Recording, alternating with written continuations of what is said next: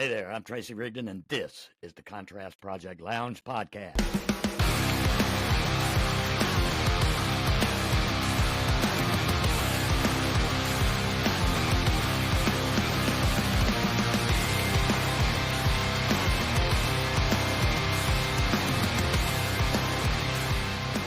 Often random, but always relevant, always real, and practically nothing is off limits.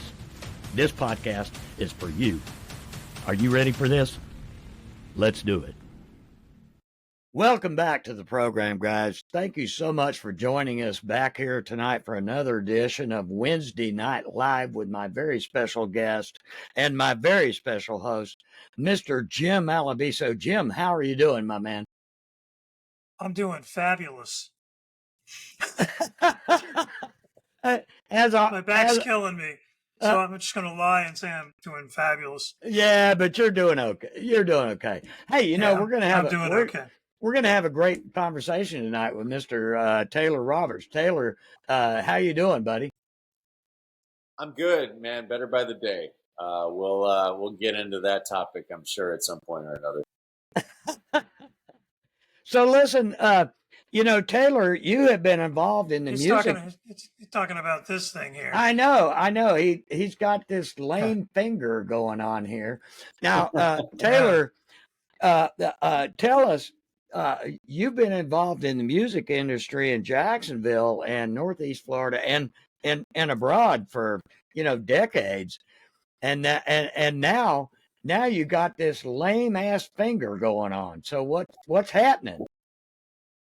Well, it's healing rather well as we speak, and I mean, hence the guitar being in my hands right now. But when it happened, it's a condition called mallet finger. Some people call it baseball finger because baseball players are prone to having that happen due to an impact of their fingertip.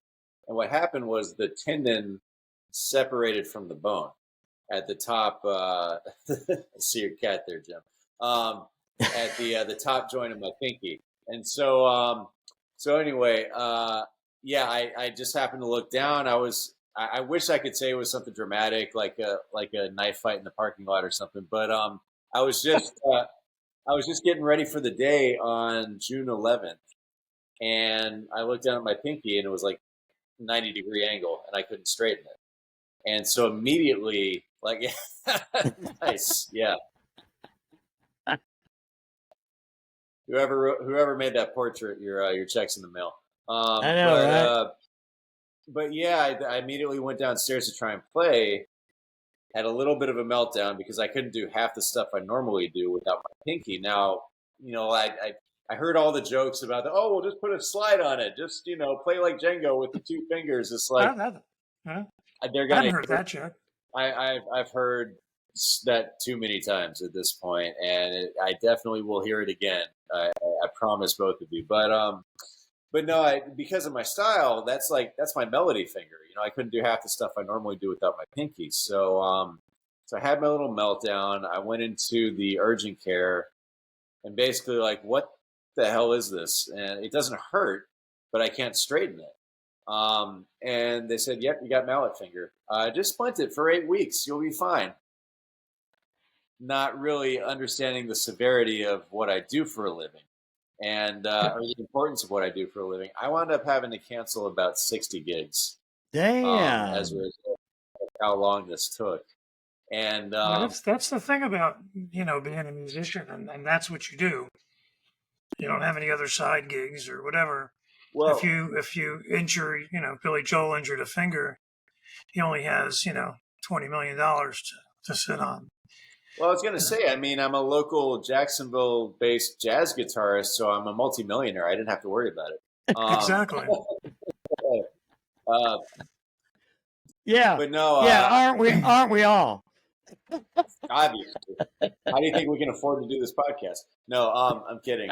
But no, I took a hard look at my finances. I had actually just started working at a new drug treatment facility down in Ponte Vedra. So I had that side gig kind of already in place, and I could still teach, but I wasn't known as known as an educator as I was as a performer. So it's not like I had a bunch of students in place that, I could fall back on. So I had to really take a hard look at my finances, and a few friends suggested that I set up a GoFundMe account. I hated that I had to do it, but I will say that within about 2 days, it exceeded its goal.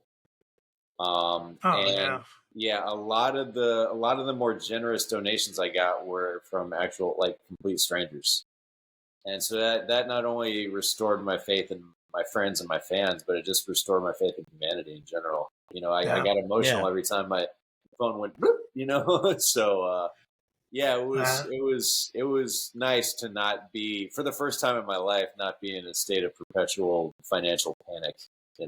So, yeah, it's amazing. It's amazing sometimes when you start up. I haven't started up a GoFundMe, but I do have subscription options for my podcast and my other things, and it has been surprisingly successful. Well, great. We never know until we try, right? I know. Pleasantly surprised. When did you first pick up a guitar? When did I first pick one up, or when did I first have my own? Because when did you first pick one up?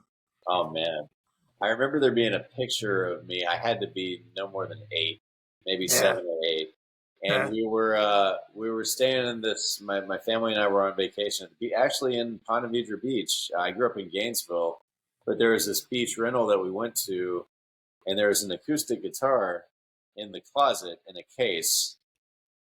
And whoever owned the guitar probably would have killed me for touching it. But my parents took a picture, and my face was so lit up. I was missing a few teeth, and But I honestly, I have to say, I blame Back to the Future and Marty McFly for inspiring me to be a rock star. Now what? Now wasn't he? Correct me if I'm wrong. When he played that rock and roll thing in the movie, was, I may be wrong. Was that a Gibson 335? It wasn't a 335. I want to say it was a 345. I could be wrong, but it wasn't your typical 335. There was something just slightly different about it, because it had a Bigsby whammy bar on it, if I remember correctly. Did you know Chris Martin said the same thing? Did he really? About his inspiration. Wow. Okay. Yeah. Okay. Yeah. Well, that we can both attribute our respective fame to. So Jim, what was your first instrument? What was the first instrument that your parents bought you? Well, the first instrument I ever played was a ukulele. The first real instrument that your parents said, "Okay, let's give Jimmy a nice instrument." Well, it was because of the ukulele they got me an acoustic guitar, and then later on they went to Sears and got me an electric guitar, Silvertone, and then and they got me I don't even remember, but and then they got me a trumpet. And I really got into that because I loved Herb Alpert, and I loved Al Hurt. And all those guys. Yeah. And, my dad took me down to the first drum set I got was at Sears and Roebuck. It was a crappy set, but then Sears started a lot of people. It was a crappy set, but it was a big set. The first real drum set I got was at Music City over there on Beach Boulevard. It was a Slingerland set. It was huge, and it blew my mind because my dad took me over there one day and he said, "We're just going to get you a real set." Wow. He took me over there one day. He drove down there, and I'd already been there several times, with friends. And he said Yeah, he said, hop in the truck. We're going over, we're going to take a ride. We went over to Music City. Well, Butch. You remember Butch over there at Music City? We went over there and he bought me this giant Slingerland set with tons of cymbals and shit. I was blown away. Blown away. Oh. I remember my first instrument that my parents bought for me because I'd started piano lessons when I was maybe 6, maybe 7, and I was such a horrible student. I never practiced. All I wanted to do was pick out records, that I heard this talk on the radio. And I remember my claim to fame being that I learned piano, man. I learned how to do the chords and the harmonics. I had a toy harmonica. And it drove my teachers nuts, my music teacher especially, because that's all I ever played. But yeah, I started listening to, my parents tried to get me into, Billy Joel and Simon and Garfunkel, who I love to this day. But I wanted to sneak away and listen to the old Motown records and like Billy and Boys to Men, who were new at that point. It was gospel music. It was like that 4-part harmony to me was just so beautiful. But I got my first guitar. I wanted to be a drummer, right? Initially. God bless you. God bless you. No. Did you? Tracy, Wow. I wanted Tracy, I don't know about this guy. I know. God bless you. No, well, I don't think you heard the punchline. I said I decided to be a musician instead. But okay, go ahead. Drop and give me 20. Yeah. Yeah, man, my hand's still bad. But no, so I wanted to be a drummer because I saw Trey Cool from Green Day. When they first blew up with that song Basket Case, and the weird video came out where they're all in the psych ward and he's Trey is just playing his ass off, man. I mimicked that in front of I remember recording it onto a cassette tape from the radio and just listening to it obsessively on my boombox in my room. And my parents finally took me to a place called Band Central Station in Gainesville, Florida, which still exists to this day, 29 years later. And, I was like, I really want a drum set. And they were like $500-$600. And my parents were like, nah, I think we'll get you a guitar instead. I was like, okay, fine.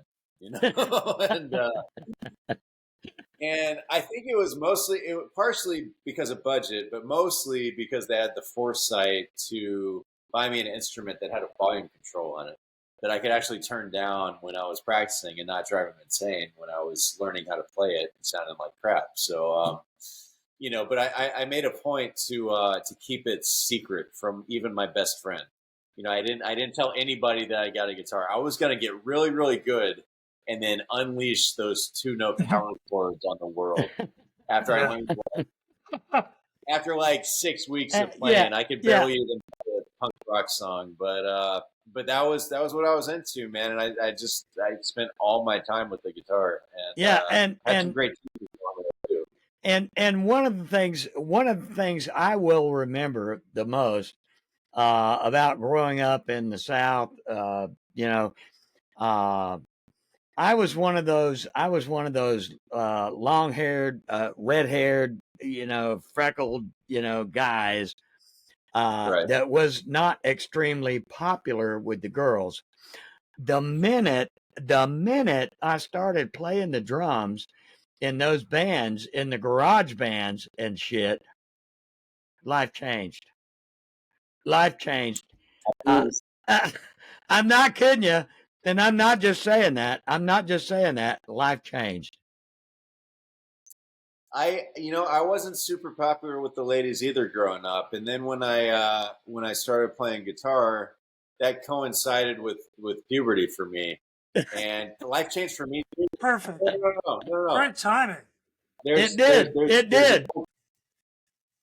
There's a point to this story. Life changed for me too, but I just became less popular with the ladies because I was awkward and all elbows and angry and quiet and shy. And but I would put all that, I would channel all that anger, all that teenage angst into this this really shitty punk band I was in for like 3 years, and then we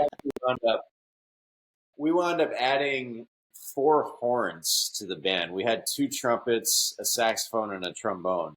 And that was, it went from 7th grade until 9th grade. And then the band broke up, and I was devastated because I was so dedicated to, well, I thought this is what we were going to do for all 7 of us were going to do this for the rest of our lives, and maybe we'll drive-through gigs to make ends meet in the meantime. And no, I was crushed, man. But so I did what most high schoolers do, and started experimenting with LSD and other illicit substances. But yeah, you and me both. Yeah. Well, strangely enough, that I know this is going to be a shocker, but it coincided with me discovering Pink Floyd and Led Zeppelin, and B.B. King and all the. Yeah, that was also responsible for Pink Floyd discovering Pink Floyd. Exactly. In Apple Studios. That's a good. Yeah, well, they definitely discovered a lot of things, man. But I just remember having such a spiritual. I mean, whether it was chemically induced or not, just a very spiritual connection with Dark Side of the Moon, you talk about David Gilmour's got a new album. Yeah, go ahead. No, go ahead. Oh, I was just going to say, David Gilmour's got a new album coming out. Okay, that's good to know. His comments on his interviews are, "This is the best thing I've done since Pink Floyd." Since Dark Side of the Moon. Holy shit! Okay, I'm making a note of that right now, Jeff. Yeah. Check out David Gilmour. Yeah, and he's got one single released, Taylor, and his daughter does the vocals. That's amazing. Oh, that's really cool. Yeah. Yeah, so that's coming up in like a week or so, man. That was amazing. Luck and Strange. Cool. Yeah. All right. Well, I thought we were here to talk about me, Jim. We are, Taylor, I want to hear something that you wanted to share with us on your guitar. Oh, shoot. Okay. Well, I'm really excited to be back to playing. I'm not at 100% yet. Well, for a couple of reasons is that, I haven't touched it for 2.5 months, but, which muscle memory is great, but I've lost all my calluses and my pinky isn't fully healed. So, assuming I continue with the physical therapy homework and Go ahead and play. Oh yeah. Okay. All disclaimers aside. It's one you might recognize. My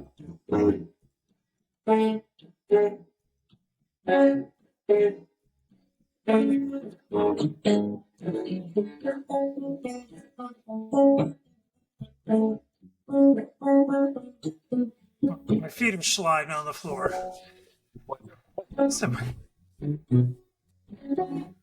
Yeah, it'd be really impressive if I could walk while doing this.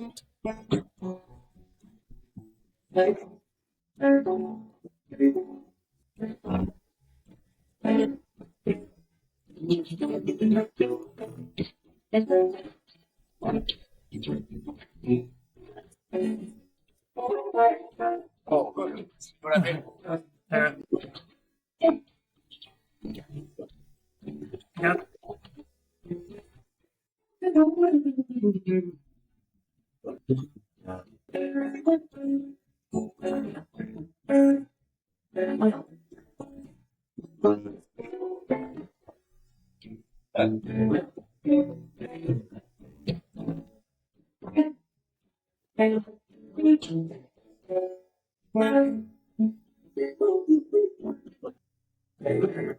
Good thing this isn't live, right?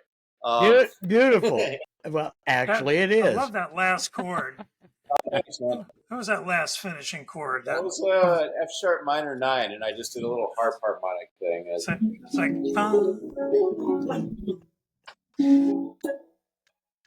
This is something I stole from Tommy Emmanuel, who stole it from Lenny Bro, who stole it from Oh, Chet. you like Tommy Emmanuel? I saw him the last time I see him every time he comes. Yeah, he's brilliant. Pete Punavier Music Hall, he plays there a lot. I got to meet him the last time he played there with Richard Smith opening for him. Richard's a good friend of mine, actually. Yeah. So, Nice. yeah, he goes on the me all the time. Yeah, So. it's great. Unbelievable. Very cool. So, first gig? First gig is Saturday at River and Post. Yeah, and thankfully the management and I have such a good rapport that, I told them, it's like, look, if I do the 3 hours, all 3 hours, then perfect. But if I can only do the first two, that also works. Cause I don't want to, go back to having 30 gigs a month from no gigs for 2.5 months. You know what I mean? Uh-huh. So, but I'm easing my way back into it, and not a moment too soon because the GoFundMe fund is out now. Uh-huh. But yeah, it's just it's going to be good to be back and working again because that period where I wasn't able to play. It's like, as you guys know, you guys are musicians too. It's like how do we deal with like not being able to do what we do, And so yeah, I mean, I upped my hours at that. The treatment facility I was working at, but the only shifts that were available were the third shift, which was from 11 p.m. to 7. And I just about went nuts because there was nobody to talk to, there was nobody to entertain. Yeah. And it's like, this is something I've been doing for 22 years. And, Yeah. It's not like it was a bad or not rewarding job. I mean, I'm passionate about that field and, I'm in recovery myself. So, it's something I've always felt like is important to give back to that community. But, it didn't, the juice wasn't worth the squeeze, if that makes any sense. If I had gotten a day shift or gotten to interact more with the patients, but everybody was asleep during the night shifts. So I didn't really get to talk to anybody. Well, yeah. Given that you had that experience too, though, when you were there, was it at least somewhat affirming? It was, yeah. And I mean, I got along great with the the people who were the residents, the guests, and even people in the detox unit. I mean, that place, they're doing it correctly. They're doing everything right over there. And I mean, it's some friends of mine. I mean, they have like a gourmet chef working over there, and considering the places I've been to, I was almost jealous. It's like I was almost jealous. It's like, man, maybe I need a vacation. But no, I got to know some of the people, and I'm still on the pool team. So if they need me to cover a shift here and there, I'll help. So let me ask you a question. We had touched on it a minute ago, but let me ask you a question. You were working at a rehab facility because it touches your heart. Tell us about that. It does. Well, as I mentioned, I had my own little foray into, drugs and alcohol for a number of years. I mean, it started when I was about 14. I did too. Yeah. Yeah. And it ended when I was 29. I'm 42 now. And, so, because of the places I had been to, the different rehabs and all that kind of stuff, I knew where to go to get help. Right. And, so I looked up where, I could find similar people who had similar experiences and I talked to them. And I still do that just about every day. I mean, that keeps me not only clean, but it keeps me alive and happy these days. It keeps me on track, So that's amazing. And I try my best to help other people too every day. I got guys that I sponsor and, all that kind of stuff. It's that's great. Really, that's a long road there. Well, it's just for today, you know what I mean? I don't, even though we're on a podcast that's available to the world, I don't advertise that quite as much as I do. Well, the only thing we have to talk about on the podcast is your own journey. Well, I love it. Well, it is the most important part of my life. That's right. I'll say that. Yeah. That's right. So we don't have to talk about anybody else's journey. We don't even have to talk about the path that you take on that journey. Well, it's all good, brother. I mean, I know my own journey. I was there when it happened. I was, I was present for most of it, but, Exactly. Yeah, so. Well, I hear you. Yeah. Very cool. Very cool. So, yeah, I mean, things have definitely sort of ebbed and flowed over these past few years. I was talking with Tracy, and I've spoken with Jim extensively about, how I was sort of the artist in residence at the Ritz Carlton in Right. Amelia Island from 2014 until 2023. While we parted ways, I mean, we're not on any negative terms or anything now. I mean, the company still loves me and everything, but I'm back in the freelance world, and some of the things I got to experience there. I don't know, Tracy. I don't know if you knew the story about the Rolling Stones story. I heard it. Yeah. That's what this was about. That's I what was it just was. gonna because I was gonna ask you what Stone did you play for? All of It them. wasn't Fred, was it? No, it wasn't Fred Flintstone. Okay. It took me a minute. Okay, all right. Finally, all right. Well, no. For those who haven't heard the story, I know I've told it so many times because it's really it's been a career It's a highlight. great story. Tell it again. So I was booked at another gig. I wasn't booked at the Ritz that night, but I get a call from the chef that night. He calls me on Facebook, and he's like, "Look, I know I don't normally call you, but I know you're already booked somewhere else tonight, but cancel that gig because you're going to want to take this one." I'm like, "Okay, go on." So the Stones were staying at the hotel, and Mick Jagger's girlfriend was turning 28, so she wanted music for her birthday dinner, and I was like, twist my arm, I guess I'll go hang out with the Stones, and I couldn't tell anybody, and I was like, I told the management I was of the place I was working at that night. We were thankfully really super tight, and I was like, I will tell you when I'm able to tell you, but I just can't tell you right now. And so I went to play the birthday dinner. Keith was not at the birthday dinner, but Ronnie, Mick, and oh my goodness, sacrilege! I can't even think of his name. Ron Wood, the drummer who passed. No, Ronnie Wood was the guitar player. Charlie Watts. Charlie Watts. Yeah. So they were all there. They were perfect gentlemen. I mean, Mick was a little standoffish, but he's whatever. He can do what he wants. He's Mick Jagger. But Charlie was a perfect gentleman.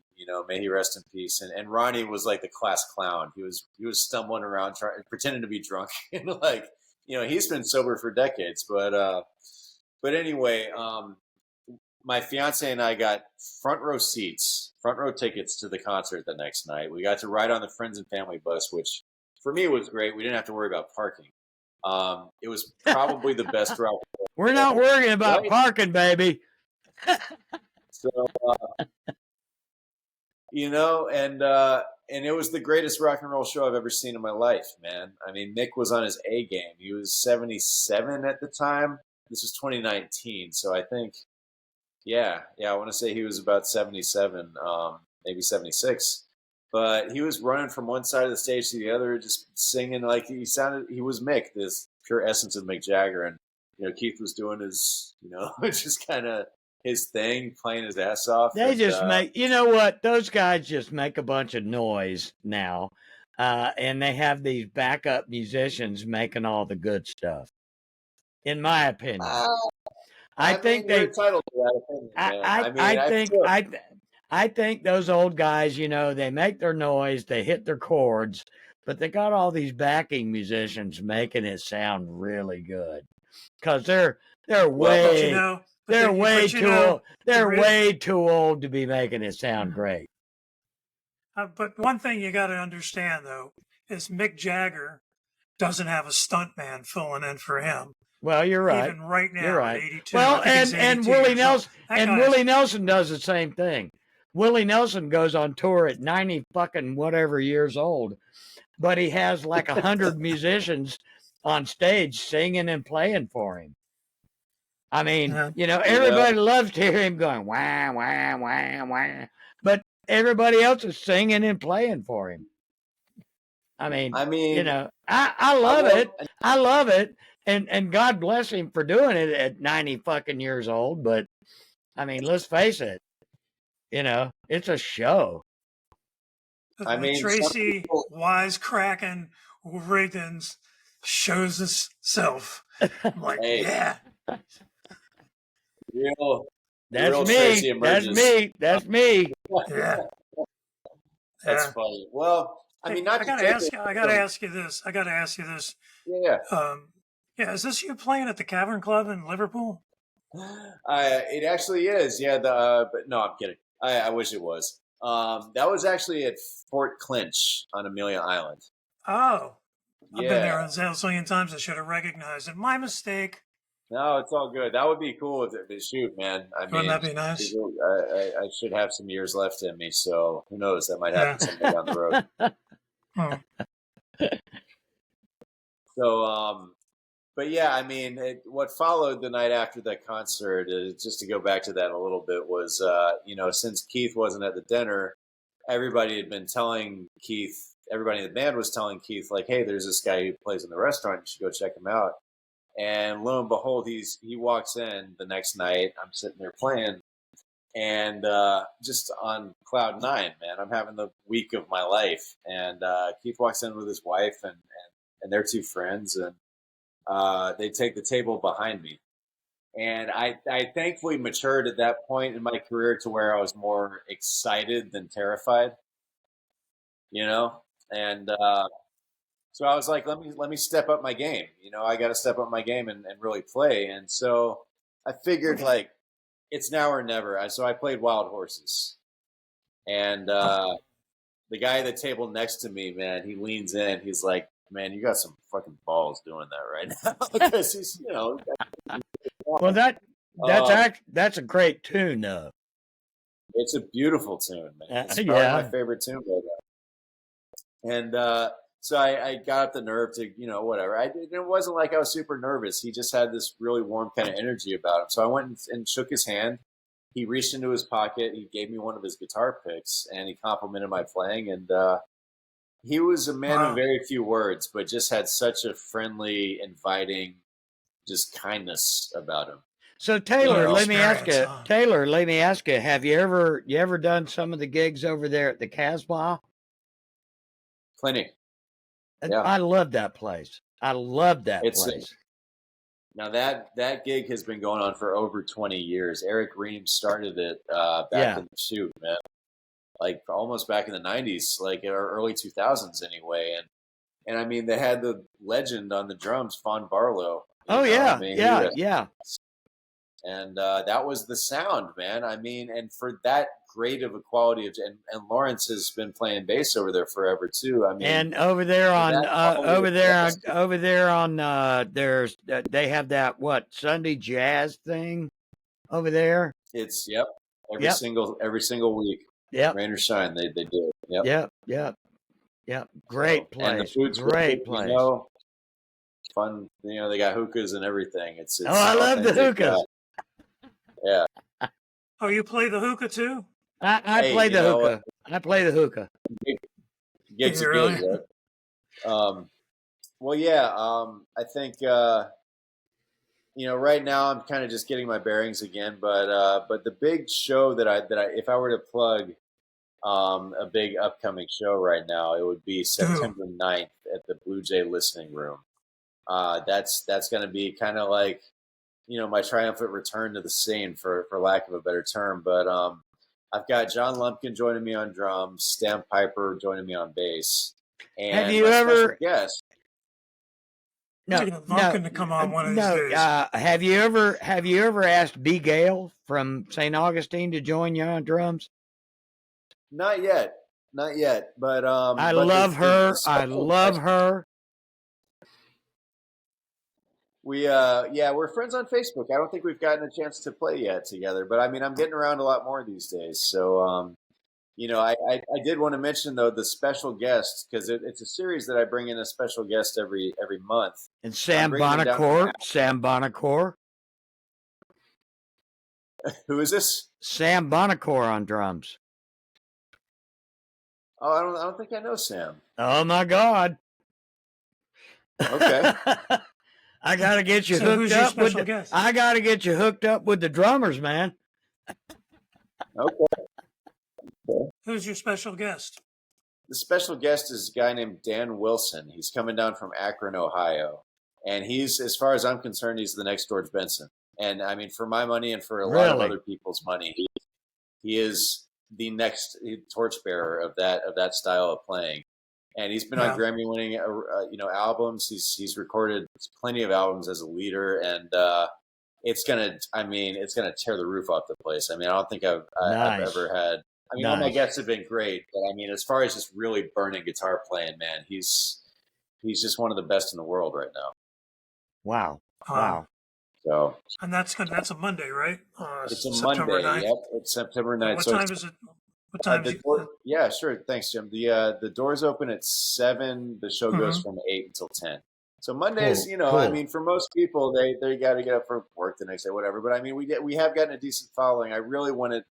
I mean, I'm not in this gig. I'm not in the second Mondays at Blue Jay. I'm not really in music for the money, which is handy because there's not much in it. But like, this is very much a passion project that I do at the Blue Jay Listening Room because that's my favorite venue. And that's interesting. That's interesting that you mentioned that, and I think we brought it up earlier that the money involved in musicians in Jacksonville hasn't changed in decades. It hasn't changed anywhere. Decades. It hasn't changed anywhere. Well, it hasn't changed anywhere from my understanding, and except maybe for corporate gigs or private gigs, which are nice. But I remember, way back in the day, when I was doing gigs, a lot of you guys, and not necessarily you guys, but a lot of the guys that are playing in the bars right now are making the same thing that I was making 20 years ago in the bar. But this isn't just the Jacksonville thing, is it? Not at all. I mean, it's epidemic. So I wonder why. Why is that?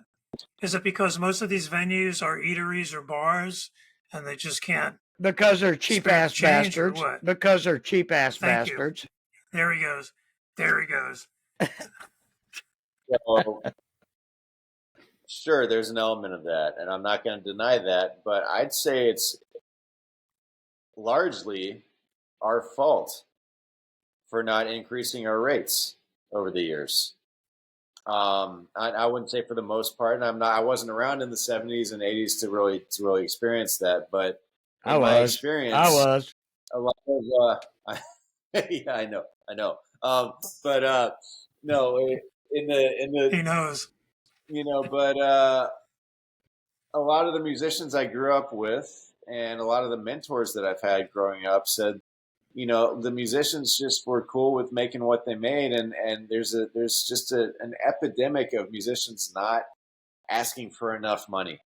And so I'm not going to say it's mostly our fault. It's a very complicated topic, but I think for me, I've been lucky that I've sort of found my own. Like, I'm the only me there is in Jacksonville. You know what I mean? As a very talented solo artist, you can make a good living, but you do have to work your ass off. I understand that. Sure.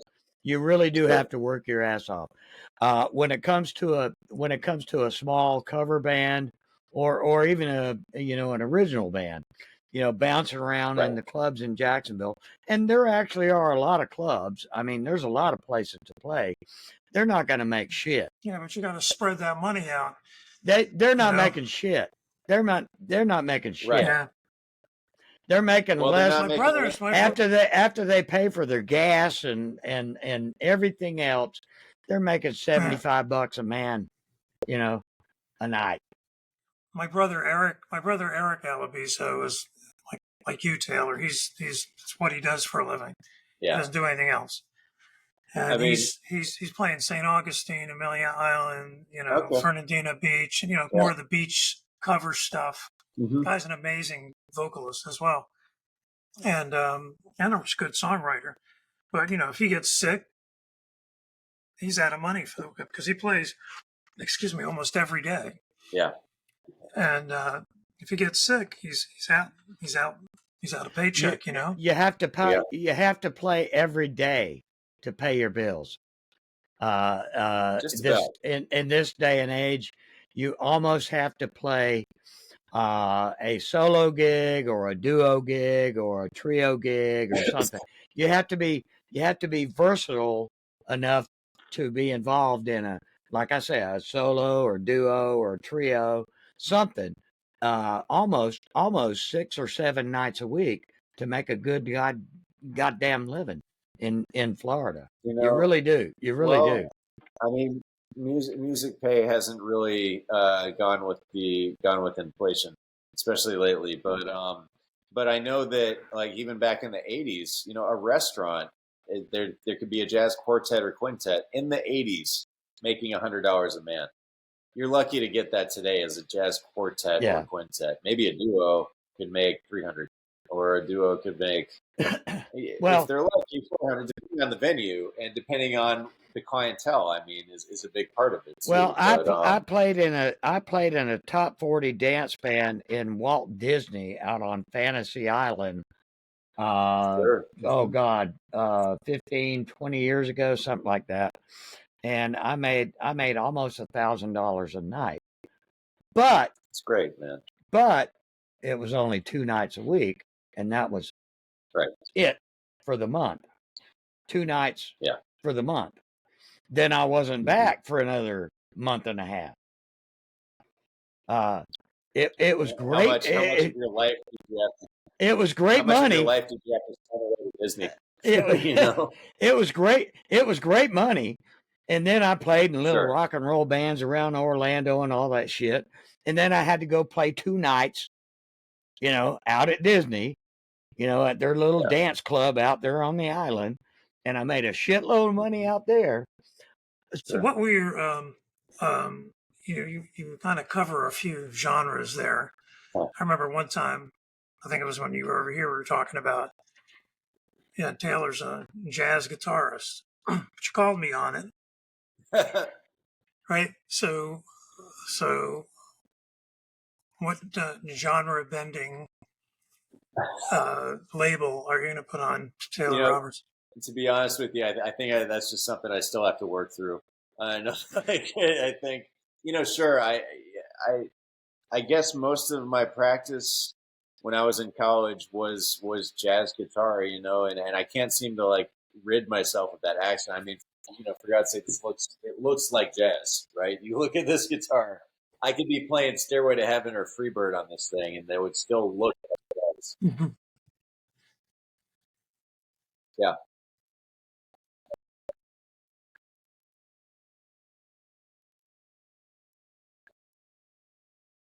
Sure. At the time, I had kind of ventured into playing solo guitar gigs, really because that's what was paying the bills. But it also, you know, really helps me learn the instrument that much better, like the total instrument, and seeing guys like.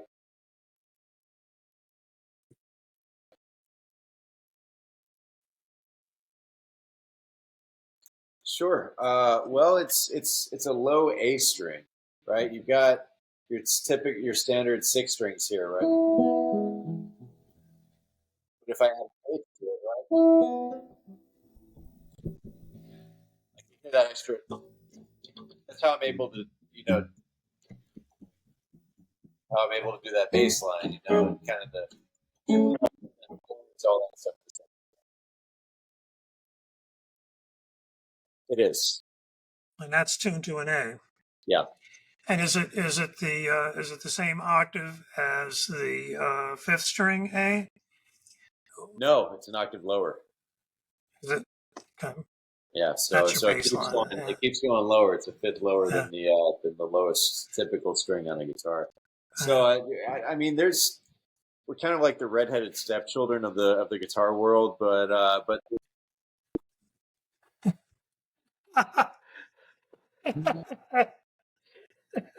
man, Pushing buttons. that's like two strikes against me. I've tried Tracy twice, but okay.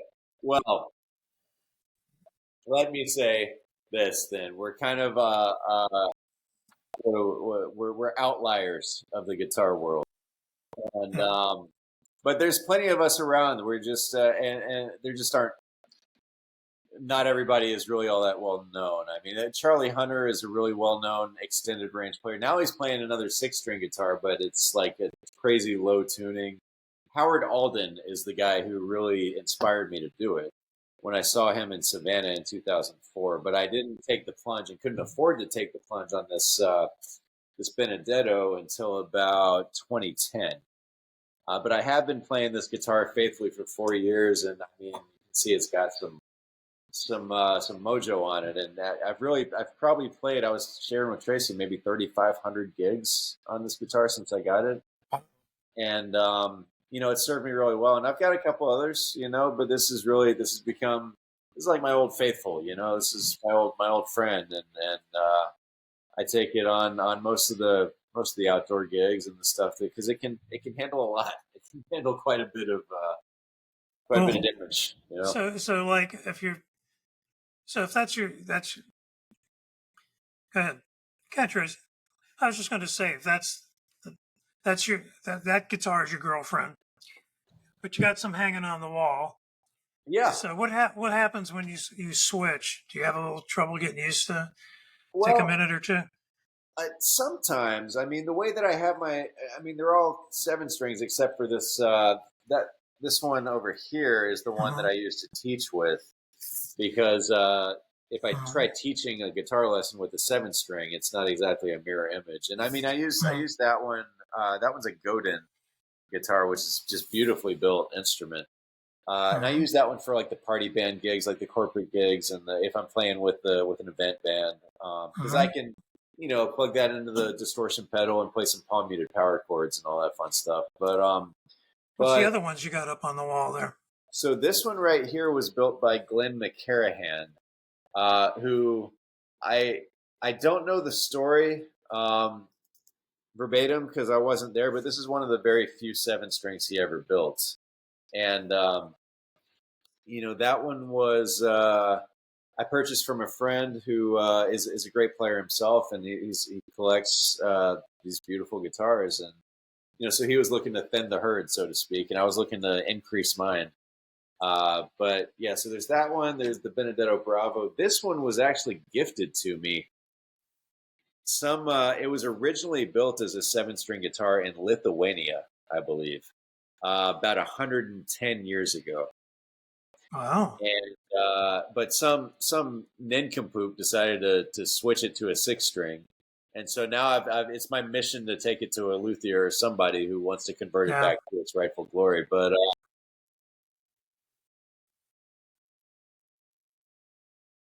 I know of Eddie Cotton. Yeah. I'll see if he's got the availability for that. But yeah, man. And my really nice one, really expensive one, that I used to play at the Ritz, and I only take it to special venues. I'm gonna bring it out here real quick if you can bear with me.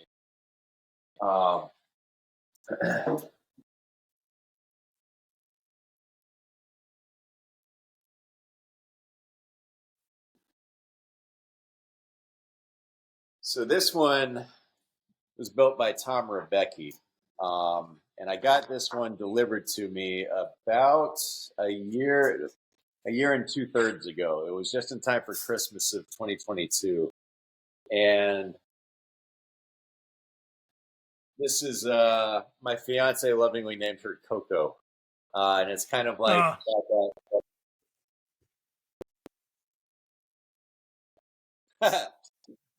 yeah, you don't have to tell me twice, man.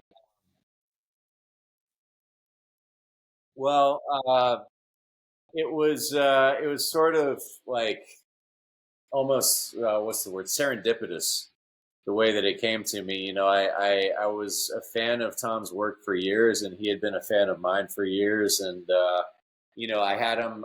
He said whatever color you want, and sure enough, I mean, it was this deep burgundy, and so it's got this koa binding on it, and all ebony appointments. He actually carved the top according to my style of playing. He did a deep dive on my YouTube channel and thinned the top so it would boost certain frequencies and mute other frequencies. But it's very much a custom instrument.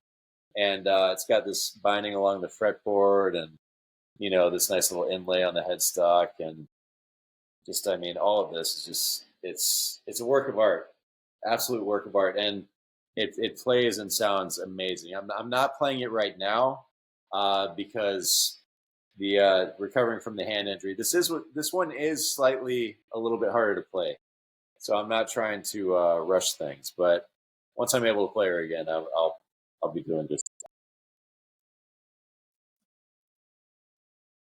It's a little bit higher, and the strings are a little bit thicker. The top string is a 13, and here I am saying I'm not going to play it, but and I know I'm not sure how good the microphone is on my laptop, but acoustically, this thing just sounds. Even before you plug it in, it sounds just so brilliant. It's got these nice big sound holes, So, thanks, man. So I'll hang this back up and. Yeah, see, it just switched places with with my Benedetto. But anyway, yeah, I mean, I'm excited about the future of what's to come. I just got to make sure I don't injure myself again and take care of myself, so I don't have to cancel 60 more gigs. But yeah, overall, I mean, being in the freelance world, I mean, I'm not quite making the money I was at the Ritz Carlton, but I'm happy. I'm playing for a different room every night. It's definitely been a lot better for my visibility. Folio Weekly gave me that nice award for 2023, and it's definitely starting to put me a little bit more on the map. I'm about to travel up to Denver in about a week and a half from now to play at a club up there, and then I'm one of the artists for a guitar festival they have every year called the Rocky Mountain Archtop Fest, where I get to meet all the greatest and hang out with the best jazz guitarists in the world and play the nicest guitars in the world. And it's going to be a blast, man. So, lots of exciting stuff going on.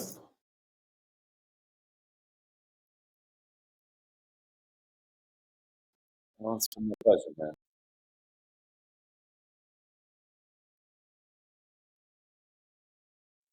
Yeah, kind of. I'm just going to show this picture off. Oh, so, yeah. so this is this is Taylor playing my Taylor at home in my studio, and this right here is underneath is Sky, my sweet dog. Exactly. Yeah. So, but I no, think that jacket that I was wearing actually was tailored. So, Oh, well, there you go. See? Anyway, no, we've been trying to do this for a while because last time we had some technical difficulties and all that. So I'm glad we finally got to get on with it. But, I think part of this too is, the hardships of being a musician. And, when you get injured or whatever, something happens that interferes with your artistry, it can really jolt your life, and it takes a lot of determination and passion and discipline to get through it and get through it right. And it looks like, I mean, Taylor, I've been following your stuff on Facebook and your kind of journey through this whole finger issue and everything, and it's inspiring, and it's just good for other people to see that and say, yeah, I can get through this. I may go broke. I might have to eat peanut butter and Ritz crackers for a while, but it's okay. I'm going to make it. I'm going to make it through. I've been on that diet before. I was a college student at one point. So yeah. Well, no, I appreciate you saying that, Jim. I mean, for people who do follow me on Facebook and who tolerate all my occasional nonsense on there, it's nice and it's sentimental. It makes me feel, appreciated and wanted, especially with the response to the GoFundMe and the responses I've gotten to, not fans necessarily. I mean, I do have fans out there, but I've become really close with a lot of these people and created a lot of genuine friendships with people who met me because they were a fan of my music or because they were a fan of my goofy Facebook posts or or whatever. But it's a whole new world today, man, and I'm excited for what's to come. Well, you guys don't forget, Taylor's going to be at Blue Jay September 9th, right? So, Yes, sir. With Dan Wilson. And with But, Dan Wilson. He's the special guest, but it will be my sort of official return to the scene. So Monday, September 9th at the Blue Jay. That's the one that everybody needs to come to. Taylor Roberts' heroic return. Well, that's a wrap. Another fantastic episode of the podcast. You can find us on all the social media platforms, wherever you surf, Facebook, Instagram, Twitter X, Threads, wherever. Don't forget to like, share, and comment. And on our YouTube channel, don't forget to like, share, comment, and smash that subscribe button. If you're streaming audio for the podcast, you can find us wherever you get your favorite podcast programs. In the meantime, I like to tell everybody, take care of yourselves and each other. Until next time, peace.